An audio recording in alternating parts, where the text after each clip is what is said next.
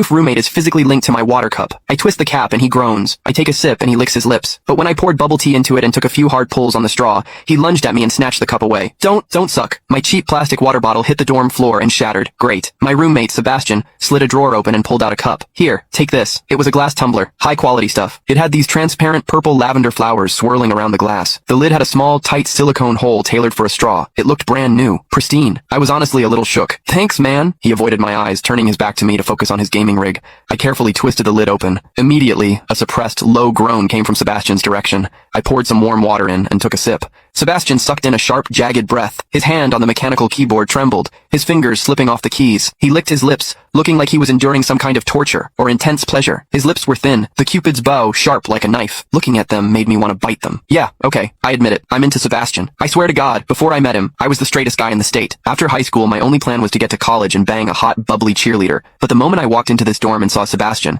that plan went out the window. 4 years of college and he's the only one I want to mess around with. But I couldn't tell him. No way. I was terrified that if I spilled my guts, we wouldn't even be friends anymore. Because Sebastian is straight. Like, painfully straight. Only 2 weeks ago, he turned down a senior, a varsity swimmer, total stud, who asked him out. After that, Sebastian came back to the room and sat at his desk with a face like thunder for hours. The guy must be a raging homophobe. Maybe it was because the cup was a gift from my crush, but that warm water tasted sweeter than usual. It had a weirdly good aftertaste. I grabbed a straw from my desk and shoved it deep into the hole on the lid. The second I did, a strangled moan ripped out of Sebastian's throat. He bolted up and sprinted into the bathroom. Weird. We were just gaming. Why the hell did he suddenly need a shower? He didn't even grab a change of clothes or a towel. My hearing has always been too good for my own good. Through the thin bathroom door, I heard whimpery, muffled sounds. Soft, hot, suppressed. As a dude, I knew exactly what that sound was. He was jerking off. When I get horny, I usually wait until lights out and hide under the covers like a rat. But Sebastian, it's the middle of the damn day and he just goes for it? Talk about high testosterone. Sebastian is gorgeous. He's got that cold, don't touch me vibe, but his eyes are sharp, almost like a fox. He looks like a priest who's secretly a sinner, tempting as hell. I've heard people say his smile is killer,